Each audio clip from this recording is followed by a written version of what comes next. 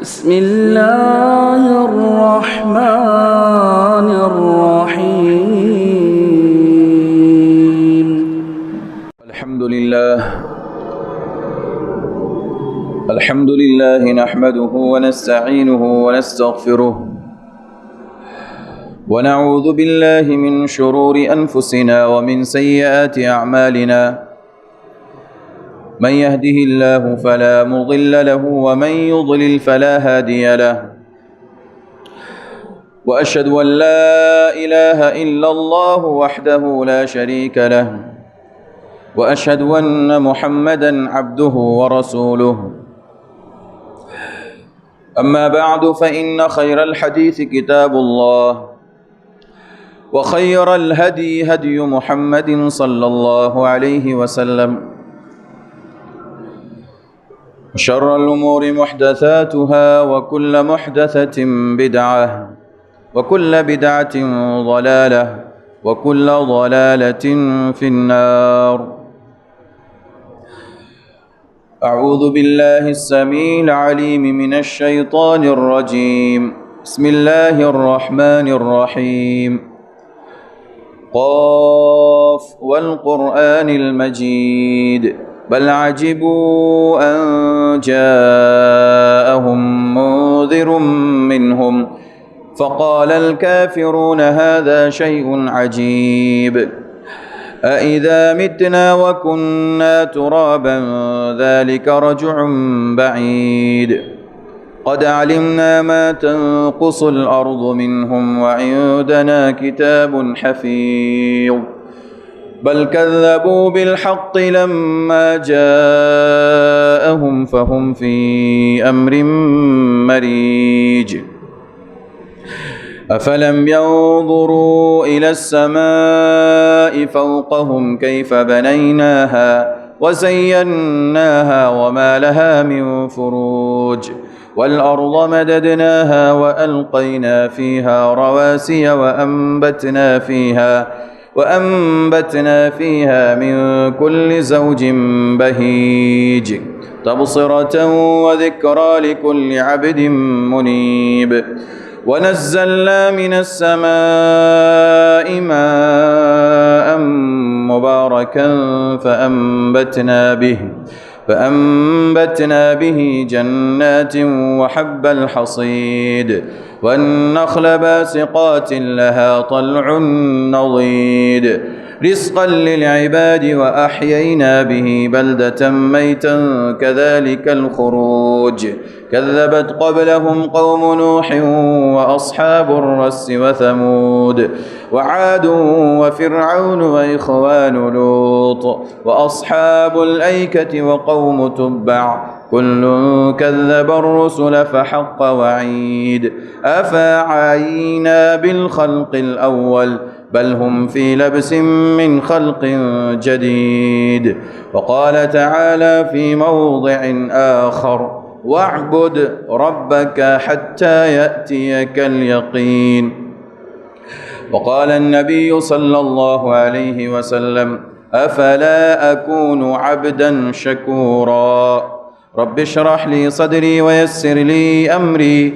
واحلل عقدة من لساني يفقه قولي اللهم رب زدني علما آمين.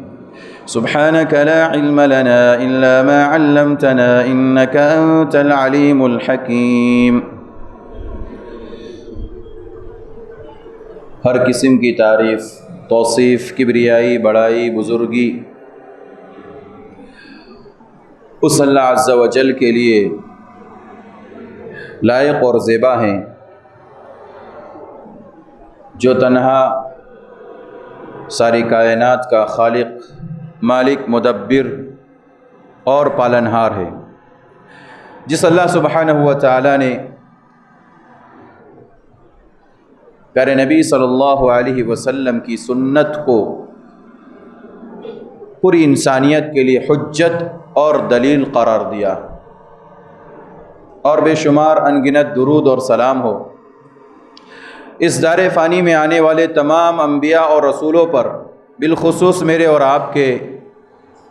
चहीते और महबूब नबी جناب محمد الرسول اللہ صلی اللہ علیہ وسلم کی ذات مبارکہ پر، جنہوں نے مجھے اور آپ کو زندگی کے ہر گوشے میں اپنی سنت کو اختیار کرنے کا حکم دیا۔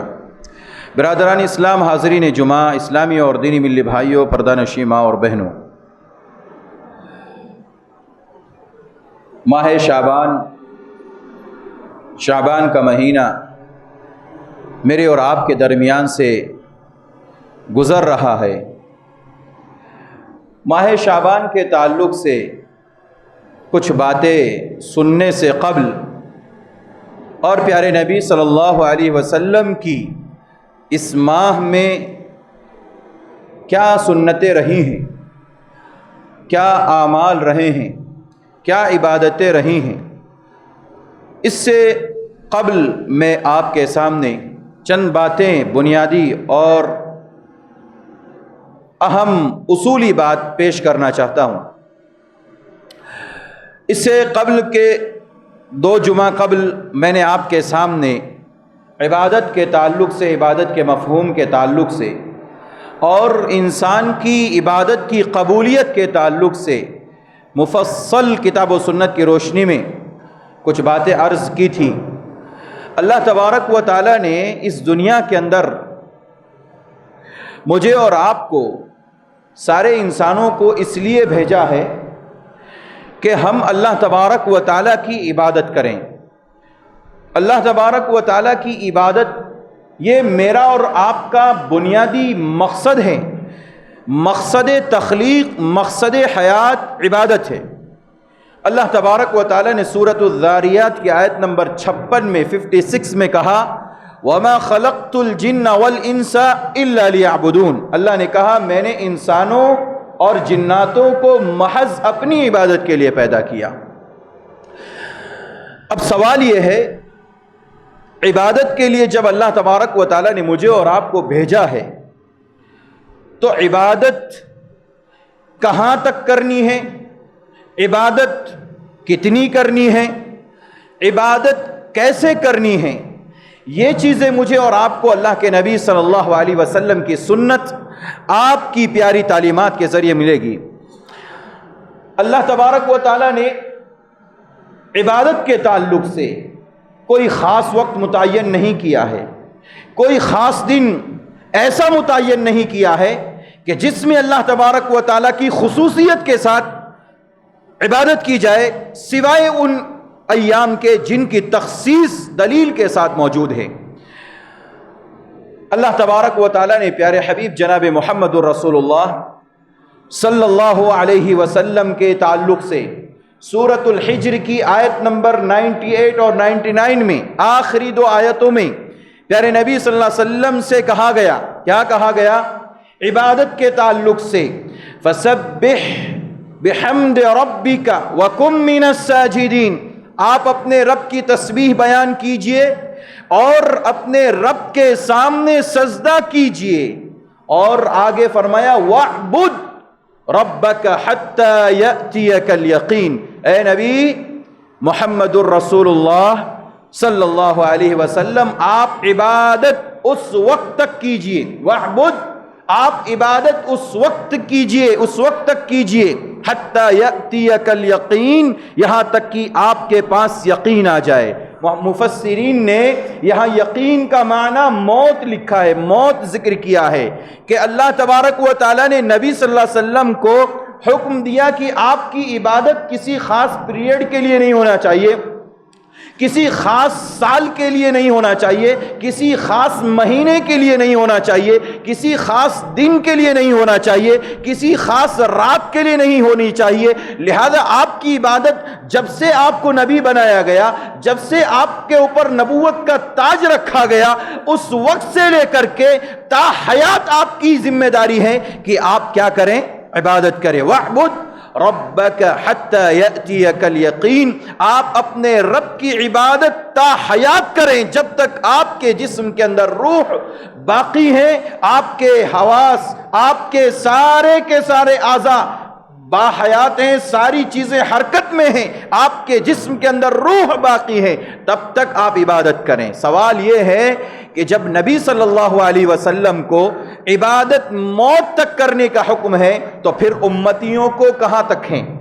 جواب بالکل واضح ہے کہ جس طرح نبی کو حکم ہے، نبی کی امت کو بھی یہی حکم ہے کہ عبادت اس وقت تک کی جائے جب تک انسان کی موت نہیں آ جاتی۔ اسی لیے میرے بھائیوں، پیارے نبی جناب محمد الرسول اللہ صلی اللہ علیہ وسلم نے اپنی موت سے قبل یہ نصیحت فرمائی، کہا الصلاۃ الصلاۃ وما ملکت ایمانکم، لوگوں اپنی نمازوں کو قائم کرنا، اپنی عبادتوں کو جاری رکھنا اور اپنے ماتحت کام کرنے والوں کی حفاظت کرنا، ان کی ذمہ داری کو سمجھنا، ان کی ڈیوٹی کو سمجھنا، ان کے حقوق کو سمجھنا اور ان کے حقوق کو پورا پورا ادا کرنا۔ کیوں کہا تھا پیارے نبی صلی اللہ علیہ وسلم نے؟ اس لیے کہ میرے بھائیوں، اللہ تبارک و تعالیٰ کا میرے نبی کو یہ حکم ہے کہ آپ آخری پڑاؤ تک، زندگی کے آخری لمحے تک آپ اللہ کی عبادت کریں۔ اس سے یہ معلوم ہوا قرآن کریم کی دونوں آیتوں سے کہ انسان کو جب سے ہوش ملا ہے یا انسان اگر اسلام میں داخل ہوا ہے تب سے لے کر کے موت تک اسے عبادت کرنی ہے۔ کوئی خاص وقت، کوئی خاص وقت متعین کرنا یہ کسی بھی صحیح دلیل سے ثابت نہیں ہے۔ اس سلسلے میں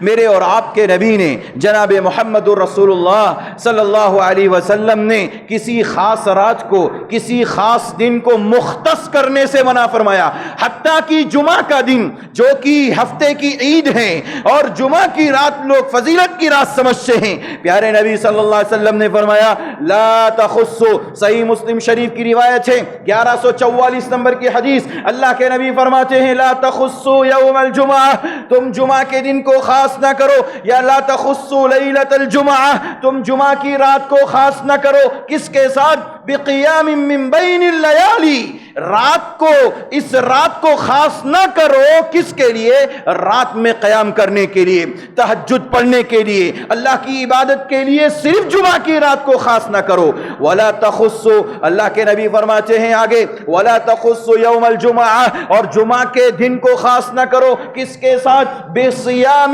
بین الایام، ایام میں جتنے ہفتے کے دن ہیں ان دنوں کے اندر جمعہ کے دن کو روزے کے لیے خاص نہ کرو۔ پیارے نبی صلی اللہ علیہ وسلم نے فرمایا اگر کوئی شخص روزہ رکھتے چلا آ رہا ہے، اگر اس کے یہاں جمعہ کا دن آ گیا تو وہ روزہ رکھیں، اگر وہ قیام اللیل کرتا چلا آ رہا ہے، رات کا وقت وہ رات کے وقت میں قیام کرتا ہے، اللہ کی عبادت کرتا ہے، اور اگر ایسی صورت میں جمعہ کی رات آ گئی تو اس کے لیے تخصیص ہے، وہ جائز ہے، وہ کر سکتا ہے۔ لیکن جمعہ کی رات کو خاص کرنا، اسی طرح سے جمعہ کے دن کو روزے کے لیے خاص کرنا پیارے نبی صلی اللہ علیہ وسلم نے منع فرمایا۔ کیوں؟ اس لیے کہ اس کی دلیل پیارے نبی صلی اللہ علیہ وسلم نے مجھے اور آپ کو نہیں دی کہ ہم صرف اور صرف جمعہ کی رات قیام کریں، بقیہ ایام میں سوئیں اور اپنا وقت ضائع کریں، اسی طرح جمعہ کے دن خالی روزہ رکھیں اور باقی ایام میں روزے نہ رکھیں۔ میرے بھائیوں، ہمیں اور آپ کو پیارے نبی صلی اللہ علیہ وسلم نے اتنی بہترین تعلیمات دی ہیں، اگر ہم اور آپ اس پر عمل کریں انشاءاللہ تبارک و تعالی میری اور آپ کی زندگی کا ایک ایک لمحہ قیمتی ہوگا، اور اس کے ساتھ ساتھ میری اور آپ کی زندگی کا ایک ایک لمحہ اللہ کی عبادت میں گزرے گا، اللہ تبارک و تعالیٰ کو راضی کرنے میں گزرے گا۔ میرے بھائیوں، پیارے نبی صلی اللہ علیہ وسلم کی عبادت کے تعلق سے، پیارے نبی صلی اللہ علیہ وسلم کی سنت کے تعلق سے ماہ شعبان کے اندر دیکھیں، اگر تو میں اور آپ پیارے نبی صلی اللہ علیہ وسلم کی چند سنتیں اس ماہ شعبان کے اندر پاتے ہیں۔ ان میں سے پہلی سنت جس کو اللہ کے نبی صلی اللہ علیہ وسلم کے بعض صحابہ نے ذکر فرمائی، اما عائشہ صدیقہ رضی اللہ عنہا فرماتی ہیں، ام المؤمنین اما عائشہ صدیقہ رضی اللہ عنہا فرماتی ہیں، کہتی ہیں کان احب الشہور الی رسول اللہ صلی اللہ علیہ وسلم، اللہ کے نبی صلی اللہ علیہ وسلم کے نزدیک تمام مہینوں میں سب سے بہتر مہینہ روزہ رکھنے کے اعتبار سے شعبان کا مہینہ تھا۔ پیارے نبی صلی اللہ علیہ وسلم اس مہینے کے اندر بکثرت روزہ رکھتے. اور اما عائشہ صدیقہ رضی اللہ عنہ فرماتی ہیں کہ آپ اس مہینے کو تمام مہینوں میں روزہ رکھنے سے بہتر سمجھتے تھے. اس مہینے کے اندر آپ روزہ رکھنا بہتر سمجھتے تھے اور آپ اس مہینے میں بکثرت روزہ رکھا کرتے تھے. آپ نے یہ گفتگو ماہ محرم کے تعلق سے نہیں کی. آپ نے اس طرح کی گفتگو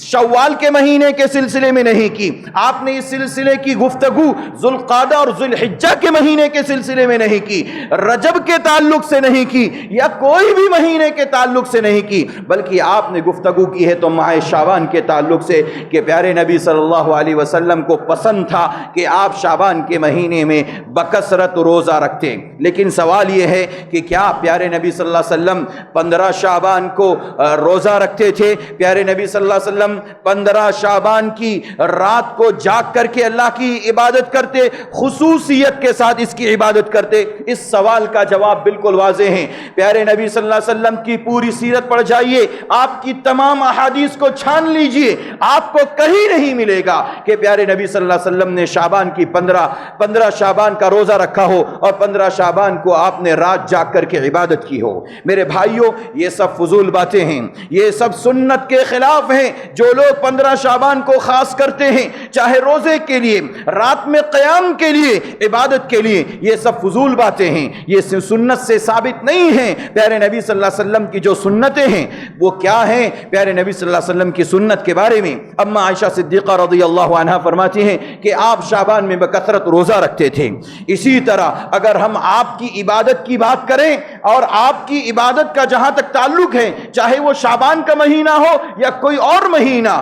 مغیرہ رضی اللہ عنہ حدیث کے راوی ہیں, فرماتے ہیں, صحیح مسلم کے اندر یہ روایت موجود ہیں, اللہ کے نبی صلی اللہ علیہ وسلم کی عبادت کے تعلق سے کہتے ہیں, پیارے نبی رات میں قیام کرتے تھے اور آپ کا قیام اتنا لمبا ہوا کرتا تھا کہ آپ کے پیروں پر ورم آ جاتا. آپ اتنا لمبا قیام کرتے تھے. اور مغیرہ ابن شعبہ رضی اللہ عنہ نے یہ نہیں کہا کہ آپ 15 شعبان کو یہ عبادت کرتے تھے یا کسی اور رات میں کرتے تھے, بلکہ جنرلی طور پر, عام طور پر انہوں نے کہا پیارے نبی صلی اللہ علیہ وسلم کی رات کی عبادت کا معمول یہ تھا کہ آپ اتنی لمبی عبادت کرتے, آپ اتنا لمبا قیام کرتے کہ آپ کے پیروں پر ورم آ جاتا, سوج جاتا تھا آپ کا پیر عبادت کرنے کی وجہ سے. کہاں ہیں وہ لوگ جو یہ کہتے ہیں کہ 15 شعبان کو ایک دن کو یا ایک رات کو مخصوص کر کے عبادت کر لو, اپنی بخشش کروا لو؟ میرے بھائیوں, پیارے نبی صلی اللہ علیہ وسلم سے پوچھا گیا, کہا گیا,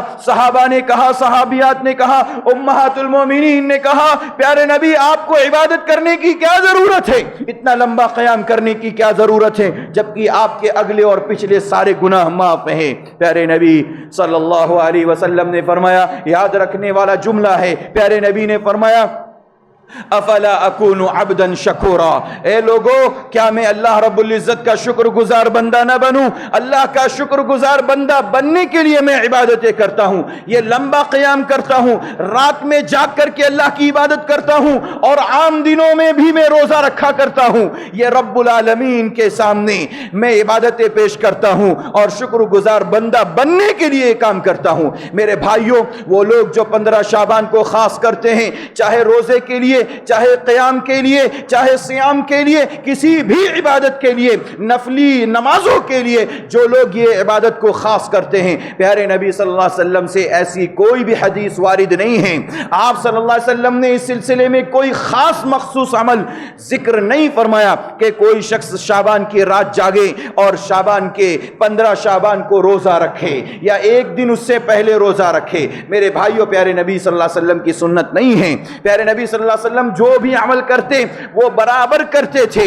شعبان کے مہینے کے تعلق سے بکثرت روزے رکھنے کا ثبوت ملتا ہے, موجود ہیں, جو کہ ہمیں احادیث کے اندر موجود ہے, ملتا ہے. لیکن خاص کر کے 15 شعبان کو روزہ رکھنا اور خاص کر کے 15 شعبان کے دن رات میں جاگ کر کے قیام کرنا, عبادتیں کرنا, یہ پیارے نبی صلی اللہ علیہ وسلم کی سنت نہیں. اور جو نبی کی سنت سے ثابت نہ ہو اور پھر وہ سنت سمجھ کر کے کیا جائے تو یاد رکھیے وہ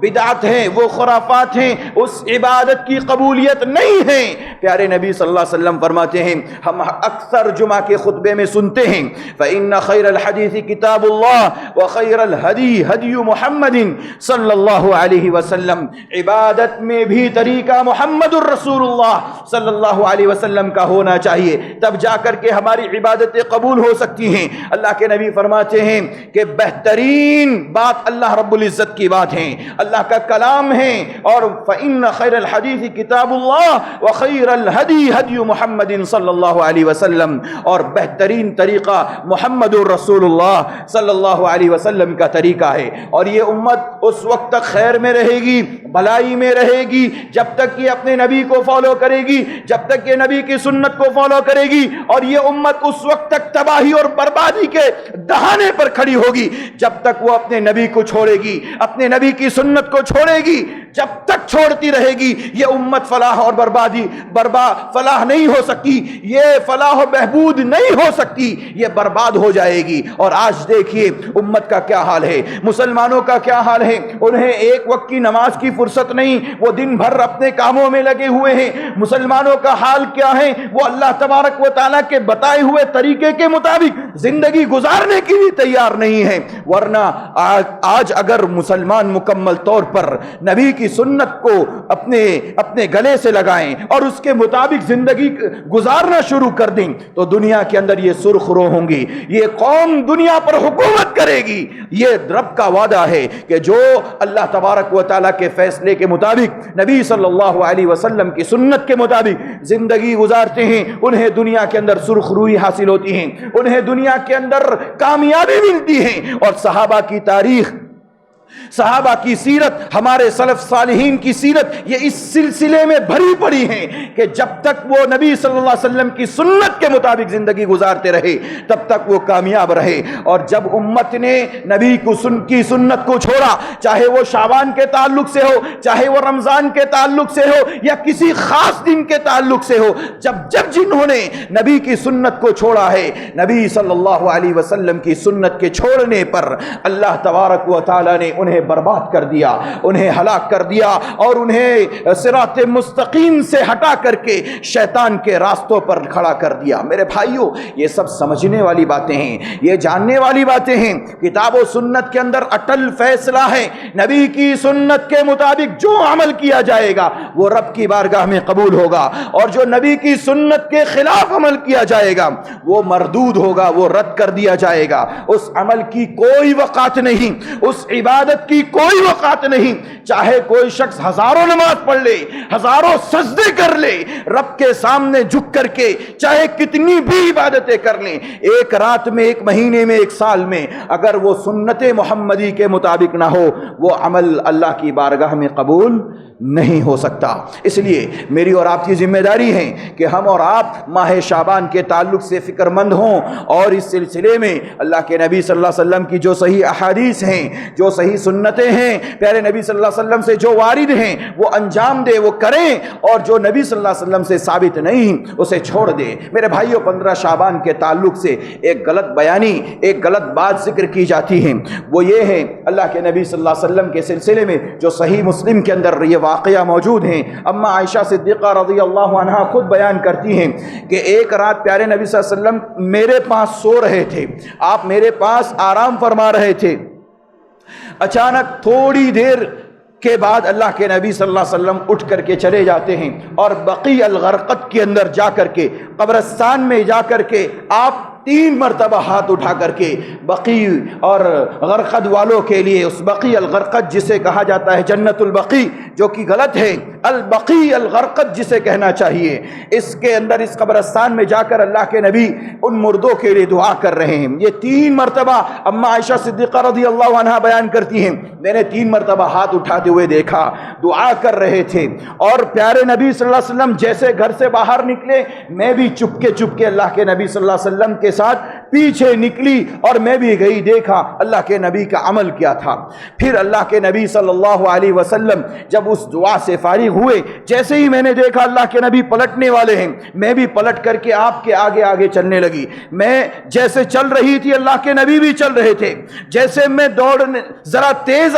چلنے لگی اللہ کے نبی بھی تیز چلنے لگے، پھر جیسے ہی میں دوڑنے لگی اللہ کے نبی صلی اللہ علیہ وسلم بھی دوڑنے لگے۔ چنانچہ ایسی کیفیت میں آ کر کے میں اپنے بستر پر سو گئی۔ اما عائشہ صدیقہ رضی اللہ عنہا فرماتی ہیں میں آ کر کے بستر پر لیٹ گئی، سو گئی، اور جیسے ہم جانتے ہیں ذرا تیز چلنے سے سانس پھولنے لگتی ہیں اور انسان تھوڑی دیر تک اپنی سانسوں کو پھلاتا رہتا ہے، یہ قدرتی نظام ہے۔ اللہ کے نبی صلی اللہ علیہ وسلم نے آ کر دیکھا، اما عائشہ صدیقہ رضی اللہ عنہا سے پوچھا اے عائشہ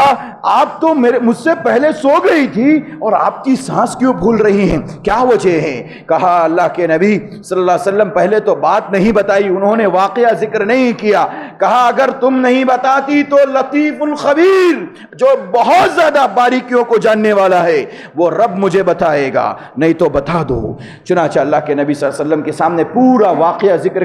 کیا کہ آپ ایسے نکلے اور میں آپ کے پاس پیچھے پیچھے گئی اور پھر واپس جلدی آ کر کے لیٹ گئی۔ پیارے نبی صلی اللہ علیہ وسلم نے اس موقع پر کہا، دیکھیے اما عائشہ سے کہا عائشہ میرے پاس جبرائیل امین آئے اور باہر کھڑے تھے، مجھے چپکے سے آواز دی اور سلام کیا، اور میں نے ان کے سلام کا جواب بھی نہایت ہی آہستہ سے دیا تاکہ آپ جاگ نہ جائے، آپ کو تکلیف نہ ہو، آپ کی نیند خراب نہ ہو۔ پھر انہوں نے مجھے باہر بلایا اور کہا کہ اللہ کا حکم ہے کہ آپ جائیں اور البقیع غرقد والوں کے لیے دعا کریں۔ اللہ کے نبی صلی اللہ علیہ وسلم فرماتے اللہ تعالیٰ کا یہ حکم تھا، میں اس حکم کی تکمیل کے لیے باہر نکلا اور واپس آ گیا۔ پیارے نبی صلی اللہ علیہ وسلم نے اس موقع پر یہ نہیں کہا کہ آج 15 شعبان ہے اور 15 شعبان کو قبرستان جانا سنت ہے، چراغاں کرنا سنت ہے، نبی کی سنت کو زندہ کرنا ہے تو بقیع الغرقد میں جیسے نبی صلی اللہ علیہ وسلم گئے قبر والوں کے لیے اور مردوں کے لیے دعا کی، آپ بھی جایا کریں، آپ بھی زیارت کریں۔ کیوں؟ پیارے نبی فرماتے ہیں صلی اللہ علیہ وسلم ایک حدیث کے اندر کہ کوئی شخص اگر قبرستان جاتا ہے، قبرستان کی زیارت کرتا ہے تو میرے بھائیوں اس سے آخرت کو یاد کیا جاتا ہے، انسان کو اپنا حشر معلوم ہوتا ہے کہ یہ توانا انسان، یہ جستجو کرنے والا انسان، یہ طاقتور انسان آ کر کے اس چھوٹی سی کوٹھی کے اندر سونے والا ہے، اس چھوٹے سے 2 گز زمین کے اندر سونے والا ہے، تاکہ اسے آخرت کا پتہ چلے، جنت کیا ہے، جنت کیا ہے، جنت کی نعمتیں کیا ہے اس کا اندازہ ہو، اور یہ دنیا جو خوبصورت نظر آ رہی ہے اس کی خوبصورتی کم ہو اور اس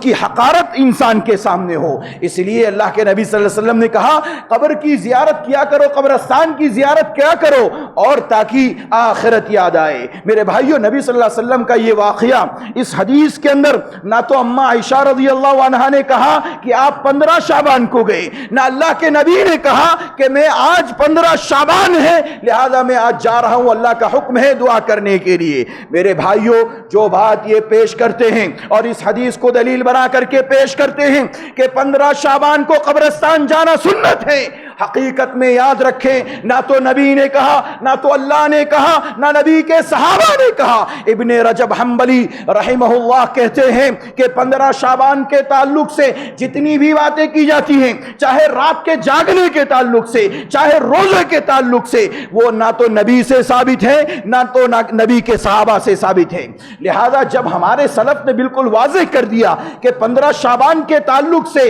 نہ تو قبرستان جانا ثابت ہے نہ تو محفلیں لگانا ثابت ہے، اور بعض لوگ تو اس قدر اپنا معاملہ آگے بڑھا چکے ہیں کہ وہ نبی کی سنت کو چھوڑ کر کے، روزہ رکھنے کی سنت کو چھوڑ کر کے وہ آتش بازی کرتے ہیں، وہ چراغا کرتے ہیں، وہ پٹاخے پھوڑتے ہیں، وہ سماج کو پراگندہ کرتے ہیں، جبکہ اس کی بنیاد پر بے شمار نقصانات ہیں۔ میرے بھائیوں پٹاخے پھوڑنے سے نہ جانے کتنے گھر برباد ہو سکتے ہیں، اگر جھپڑ پٹی ہو قریب میں اور چھپروں کے گھر ہو، پٹاخہ پھوٹا اور پھوٹنے کے بعد اس کی ایک چنگاری لگی، کتنے گھر برباد ہو جائیں گے۔ اسلام نے ہمیں نقصان پہنچانے کے لیے نہیں کہا۔ اور کامل مسلمان وہ ہیں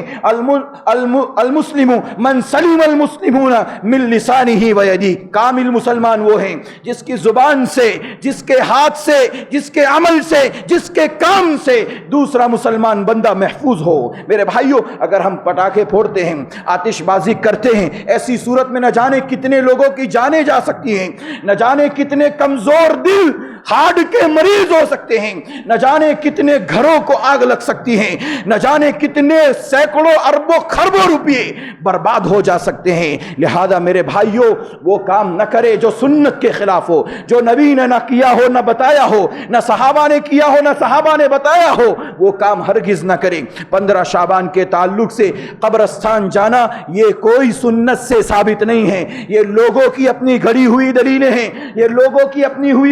بنائی ہوئی باتیں ہیں۔ اللہ کے نبی صلی اللہ علیہ وسلم نے 15 شعبان کو زیارت نہیں کی تھی اور نہ ہی آپ نے حکم دیا۔ لہذا اگر کوئی شخص ایسا کرتا ہے تو ایسی صورت میں وہ پیارے نبی صلی اللہ علیہ وسلم کی سنت کے مطابق نہیں کر رہا ہے، اور جو نبی کی سنت کے مطابق نہ کرے اس کا ایک بھی عمل اللہ کے یہاں قبول نہیں ہوگا۔ لہذا میرے بھائیوں، قبرستان جانے کی نبی صلی اللہ علیہ وسلم نے تلقین فرمائی ہے، اس لیے کہ قبرستان جانے کے بعد انسان اس قبر کو دیکھتا ہے تو اپنے دل کے اندر، اس کے دل کے اندر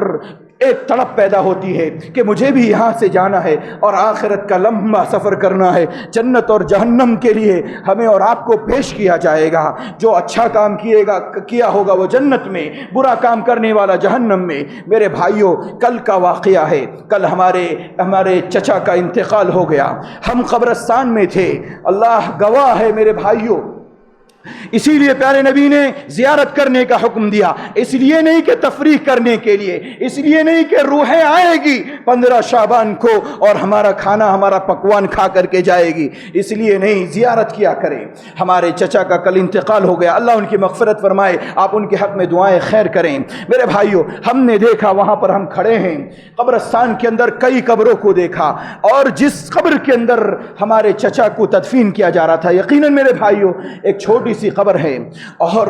بارہا نہلاتے وقت، غسل دیتے وقت ذہن و دماغ میں یہی آ رہا تھا، یہ خوبصورت جسم جس کے لیے انسان شراب بھی پیتا ہے، جس کے لیے انسان حرام خوری کرتا ہے، اس جسم کو سنوارنے کے لیے نہ جانے کتنے حرام پیسے لگا دیتا ہے، نہ جانے کیا کیا کرتا ہے۔ میرے بھائیوں، یہ خوبصورت جسم جس کے لیے میں اور آپ سنوارنے کے لیے نہ جانے کیا کیا کرتے ہیں۔ نوجوانوں، اپنی جوانی کو دیوانی نہ بناؤ، اپنی جوانی کو اچھے کاموں میں لگاؤ۔ یہ جسم میں دیکھ رہا تھا اور آنکھوں سے آنسو جاری تھے، یہ دیکھ کر کے کتنے سالوں تک اس جسم کو بنانے میں انہوں نے اپنا وقت لگایا ہوگا، اور آج یہ جسم اس قبر کے اندر جانے کے بعد کیڑوں کے حوالے ہو رہا ہے، یہ پھٹے گا، اسے کیڑے کھائیں گے، یہ جسم کی